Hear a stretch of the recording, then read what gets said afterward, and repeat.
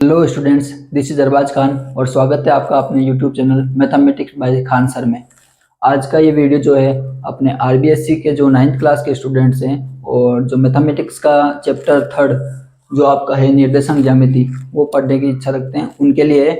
इस चैप्टर में जो है अपन 3.2 जो एक्सरसाइज है आपकी पर्सनालिटी 3.2 उसको पूरा कंप्लीट करेंगे, तो अंत तक बने रहिए। आपको जो ये क्वेश्चन है आपकी स्क्रीन पे दिख रहे होंगे। इन क्वेश्चन को करने से पहले जो आप कुछ छोटे छोटे कंसेप्ट हैं उनको सीख लीजिए। सबसे पहले जो आप ये जान लीजिए कि कार्तीय निर्देशांक क्या होते हैं और ये कार्तीय क्या है। आपने जब ये चैप्टर पढ़ा होगा कहीं पे तो देखा होगा कि जो टीचर्स हैं वो एक ऐसी डायग्राम बनाते हैं कुछ, और फिर इसमें जो है हम कई बिंदुओं को डिनोट करते हैं। तो जो ये जो कार्तीय तल, इसको कार्तीय तल बोलते हैं, जिसमें एक एक्सिस होता है और एक वाई एक्सिस होता है। और इसके अंदर जो अपन क्या है किसी भी बिंदु को जो डिनोट करते हैं, मतलब किसी की लोकेशन बतानी हो, जैसे कि कोई भी बिंदु है वो डी यहाँ पे है, तो हम जो है इस बिंदु के रेस्पेक्ट में जहाँ पे ये एक्स और वाई मिल रहे हैं ना, इसको मूल बिंदु कहते हैं। और इस बिंदु के रेस्पेक्ट में जो है हम इसकी डिस्टेंस बताते हैं कि ये इससे कहाँ कितनी दूरी पे है, किस साइड में है और कौन सी डायरेक्शन में है। तो इसको एक कार्तीय निर्देशांक बोलते हैं। और अपन किसी की भी जो है लोकेशन शो करने के लिए बताते हैं कि भी ये एक्स अक्ष से इतना ऊपर है, वाई अक्ष से इतना इधर है, इसके लिए अपन इसको काम में लेते हैं। अब अपन आप बात करते हैं अपने इसकी क्वेश्चंस की। जो आपके 3.2 के क्वेश्चंस हैं आपको स्क्रीन पे दिखेंगे, आप देख लेना उसमें एक बार। जो आपका ये पहला ही क्वेश्चन है कि कार्तीय तल में किसी बिंदु की स्थिति निर्धारित करने वाली क्षैतिज और ऊर्ध्वाधर रेखाओं के नाम क्या है।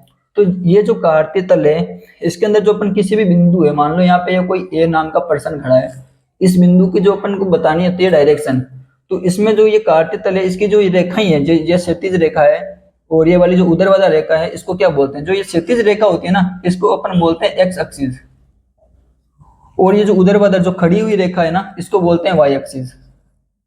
तो आपके ये जो पहला क्वेश्चन है इसका आंसर होगा एक्स एक्सिस और वाई एक्सिस। जो क्षैतिज रेखा है उसको एक्स एक्सिस बोलते हैं और जो ऊर्ध्वाधर रेखा है, खड़ी रेखा है, उसको वाई एक्सिस बोलते हैं। उसके बाद में आपका ये सेकंड क्वेश्चन है कि इन दो रेखाओं से बने तल के प्रत्येक भाग के नाम बताइए। अब देखिए ये जो दो रेखाएं हैं ये एक दूसरे को यहाँ पे काट रही है। इसके जो डिवाइडेशन से जो है आपको देखिए 4 पार्ट प्राप्त हो रहे हैं, एक ये फर्स्ट, फिर ये सेकेंड, फिर ये थर्ड और फिर ये फोर्थ। अब ये जो 4 पार्ट प्राप्त हुए हैं ना, इन चारों को अलग अलग नाम दे रखा है। जैसे इसको बोलते हैं अपन प्रथम चतुर्थांश।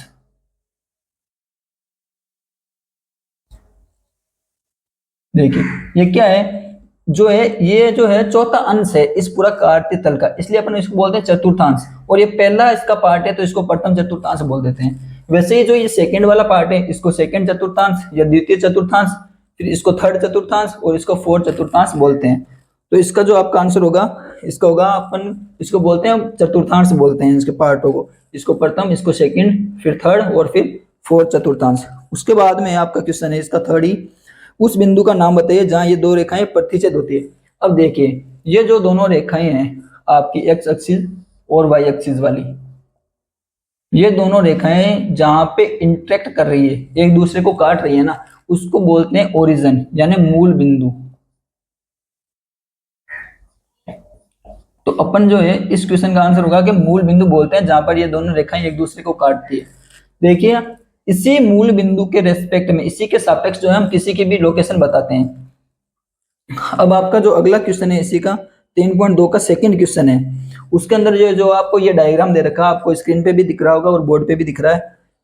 इसके अंदर जो आपके क्वेश्चन पूछे गए हैं, सबसे पहले पूछा है कि बी के निर्देशांक। अब जैसे मैंने आपको बताया था कि ये अपन इसको लोकेशन या फिर किसी भी पॉइंट की डायरेक्शन बताने के लिए कि वो कौन सी साइड में है, कहाँ पे, उसके लिए यूज करते हैं। तो अब देखिए आप इसमें पूछा है बी के निर्देशांक। अब देखिए इसके अंदर बी है, यहाँ पे क्वेश्चन में दिया गया है। अब अपन को अगर इसके निर्देशांक याद करने ना, तो आपको क्या करना है, इसको ऐसे सेम टू सेम इसको जो है वाई एक्सिस पर एक ऐसे ऐसे रेखा खींच देनी है, और वैसे ही इसको सेम ही नीचे एक्स एक्सिस के लिए भी इसके एक रेखा खींच देनी है। अब जहां पे ये दोनों इस एक्स एक्सिस पे और इस वाई एक्सिस पे मिल रहे हैं ना, वही इसके निर्देशांक होंगे। लेकिन सबसे पहले जो निर्देशांक लिखेंगे ना अपन, वो एक्स के लिखेंगे, फिर उसके बाद में कोमा लगा के उसके बाद में वाई के लिखेंगे। कैसे, जैसे मान लो बी के निर्देशांक लिखने हैं, तो अब देखेंगे इसको मिलाया अपन ने ऐसे और इस साइड में। अब देखिए ये जो एक्स एक्सिस है ना, ये यहाँ से शुरू हो रहा है, ये मूल बिंदु है, इससे उस साइड में जाए ना एक्स एक्सिस पर, तो यहाँ पे ये पॉजिटिव में होगा। जैसे यहाँ पे 0 है, फिर उसके बाद में 1, फिर 2, 3 और 4, और 0 से इधर लेफ्ट हैंड की साइड में आएंगे ना अपन, तो ये जो एक्स एक्सिस वाले हैं वो माइनस में होंगे, -1, -2, -3, -4, -5 ऐसे चलते रहेंगे। और वैसे ही अगर वाई एक्सिस के लिए देखेंगे ना, तो जो ओरिजिन है ना उसके ऊपर जो जाएंगे ना, तो वाई एक्सिस के जो है पॉजिटिव में आएंगे, जैसे 1, 2, 3, 4, 5, 6 ऐसे ये जो है ये इसके कोऑर्डिनेट दे रहे हैं। वैसे ही 0 ये जो आपका ओरिजिन है इससे नीचे की ओर जाएंगे ना, तो y के जो कोऑर्डिनेट्स हैं वो माइनस में आएंगे, जैसे -1, -2, -3, -4। अब ये देखिए पूरा y एक्सिस है और ये वाला पूरा x एक्सिस है। अब अपन को b के जो है कोऑर्डिनेट्स बताने हैं, निर्देशांक बताने हैं। अब मैंने आपको बता दिया है कि b के जब भी अपन किसी के निर्देशांक बताएंगे ना, तो सबसे पहले जो है अपन x के लिखेंगे, फिर y का मान लिखेंगे। अब b के लिए अपन ने इसको x पे मिलाया, तो देखिए अपने जैसे इसको नीचे मिलाया ना, अपन को पता चला कि ये मिल रहा है 5 पे। तो b के निर्देशांक क्या हो गए, पहले तो यहाँ पे लिखेंगे अपन -5, फिर कोमा, फिर इसको देखते हैं y पे जब इसको मिला है तो ये मिल रहा है 2 पे, तो इसके निर्देशांक होंगे -5 और 2। वैसे ही आपका जो इसका सेकंड क्वेश्चन है c के निर्देशांक। अब इसमें देखिए c कहाँ पे, c ये रहा। अब c को भी अपन सेम ऐसे जिसमें इसमें जैसे किया था ना वैसे ही करना है आपको, इसको y एक्सिस से और x एक्सिस से मिलाना है। जब इसको x से मिलाएंगे समकोण पे और y को भी समकोण पे इसको मिलाएंगे, तो देखेंगे कि अब जो ये c है ना, ये x एक्सिस पर 5 पे काट रहा है और y एक्सिस पर -5 से काट रहा है। तो जो c के कोऑर्डिनेट्स है ना वो आपके हो जाएंगे यहाँ पे 5, फिर जो y के हो जाएंगे वो भी हो जाएंगे -5। तो अब c के जो कोऑर्डिनेट्स हैं वो होंगे -5, -5। x का मान जो है 5 है और y का मान जो है -5 है। उसके बाद में इसका नेक्स्ट क्वेश्चन है आपके निर्देशांक -3, -5 द्वारा पहचाना गए बिंदु। अब निर्देशांक जो दे रखे हैं इसमें -3 और -5। अब देखिए x एक्सिस पर -3 कहाँ है, ये रहा, और फिर अपन को कोऑर्डिनेट्स दे रखे हैं -3 और -5। तो सबसे पहले देखेंगे -3 है, ये रहा, फिर कहाँ पे -5। अब -3 पे ही, क्योंकि अब जहां पे भी जाएंगे ना -3 ही रहेगा। अब y एक्सिस पर जाएंगे तो यहाँ पे x का मान तो -3 ही है और अपन को y का मान -5 देखना, यहाँ रहा, तो ये रहा यहाँ पे e। तो जो -3, -5 जो कोऑर्डिनेट्स पूछ रहे हैं ना अपन को, वो e के हैं। उसके बाद में अगला क्वेश्चन है आपका 2, -4 द्वारा पहचाना गया बिंदु। अब आपको देखना है 2, -4। अब देखना आपको 2, x की वैल्यू 2 ये रही, सॉरी x की वैल्यू 2 है जो वो रही ये वाली आपकी x एक्सिस पे, और y की वैल्यू जो आपको पूछी है -4, y की वैल्यू -1, -2, -3, -4, तो ये रहा g।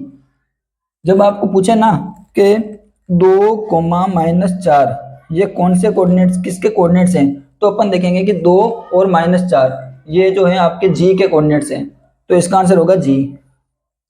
उसके बाद में आपका अगला क्वेश्चन है d का भुज। अब देखिए एक और कंसेप्ट आपको समझ लेना या चाहिए, यहाँ पे अपन को पूछे d के भुज।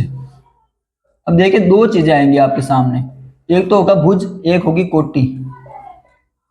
देखिए अब जो भुज क्या होता है और कोटि क्या होती है ये बता देता हूं मैं आपको। अब किसी भी बिंदु के कोऑर्डिनेट्स आपको दिए होंगे, निर्देशांक दिए होंगे ना, जैसे मान लो बी के दिए हो आपको x, y, जैसे इसी में है बी के आपके -5, 2, ठीक है।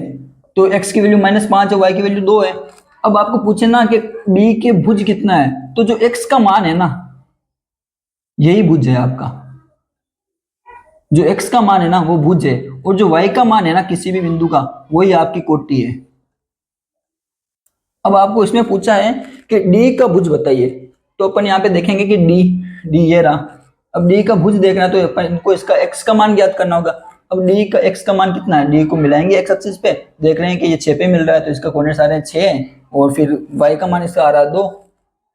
तो d का भुज पूछे ना तो d का भुज हो जाएगा आपके 6, और कोटि पूछे तो d की कोटि हो जाएगी 2। ठीक है, ऐसे आप किसी हर एक जो बिंदु दे रखे हैं सारों की भुज और कोटि फाइंड कर सकते हैं। फिर उसके बाद में जो आपका अगला क्वेश्चन है बिंदु h की कोटि। अब बिंदु h ये रहा, इसकी पूछी आपको कोटि, उसका भुज पूछा था, इसकी कोटि पूछ रहा है। कोटि का मतलब होगा आपको y का मान ज्ञात करना है इसके लिए। अब पहले इसके निर्देशांक ज्ञात कर लेते हैं। h के जो निर्देशांक होंगे वो x का मान है इसके अंदर -5 x एक्सिस पे, और y आ रहे हैं इसका -3। ठीक है, अब आपको इसकी क्या पूछिए, h की कोटि पूछे ना, तो इसकी क्या कोटि हो जाएगी -3, क्योंकि यही है इसका y की मान। तो h की कोटि हो जाएगी -3 और भुज हो जाएगा इसका -5। फिर उसके बाद में है l के निर्देशांक। अब आप देखिए इसमें l बिंदु कहाँ है, ये रहा l यहाँ पे है ना। अब देखिए आप यहाँ पे सब जीरो हैं, यहाँ पे x 1 है और यहाँ पे x -1 है, लेकिन इस लाइन पे अगर अपन कहीं भी जाएंगे ना ऊपर तो x 0 ही होगा, और नीचे भी जाएंगे तो x का मान क्या होगा, 0 होगा। तो यहाँ पे देखिए आप, ये l है, ये x तो 0 है, क्योंकि अगर ये इधर होगा ना तो इसका x का मान प्लस में आएगा, इधर होगा तो माइनस में आएगा, लेकिन अगर इसी लाइन पे कोई बिंदु है तो उसके लिए x का मान होगा 0। फिर पूछेंगे अपने इसको y का मान, इसके y का मान होगा 5, क्योंकि 5 पे तो ये है ना। तो इसके जो l के निर्देशांक वो हो गए, वो हो जाएंगे आपके 0 और 5। फिर उसके बाद में आपका लास्ट है इसका बिंदु m के निर्देशांक। अब बिंदु m है जो आपके यह रहा यहाँ पे। अब देखिए जैसे इसके अंदर था कि इस लाइन पे अपन कहीं पे भी जाएंगे तो x का मान क्या होगा, 0। वैसे ही अगर देखिए हम इस लाइन पे कहीं पे भी जाएंगे, इस लाइन पे कहीं पे भी जाएंगे ना तो y का मान 0 होगा। x एक्सिस पे जो है y का मान हमेशा 0 होता है, और वैसे ही y एक्स पर क्या होता है, x का मान 0 पूरे y एक्स पर। इस y एक्स पर अपन कहीं पे भी जाएंगे ना तो उसके लिए x का मान 0 होगा, और x एक्स पर जाएंगे ना तो y का मान 0 होगा।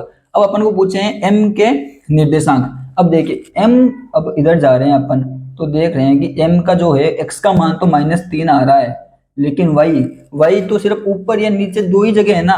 तो या नहीं तो ये x अक्ष के ऊपर है, ना ही x अक्ष के नीचे, ये x अक्ष के ऊपर है ना, तो इसका मान जो है वो 0 हो जाएगा y का। तो m के जो कोऑर्डिनेट्स होंगे वो m के निर्देशांक होंगे आपके -3, 0। आप लोगों को ये समझ में आ गया, मैं उम्मीद करता हूँ कि आप आसानी से इसको समझ पाएंगे। अगर समझ में नहीं आया आपको कुछ भी इसमें से तो आप जरूर कमेंट करें, मैं वापस समझाऊंगा आपको। If you found this video helpful, make sure to hit the like and subscribe button. Thank you so much.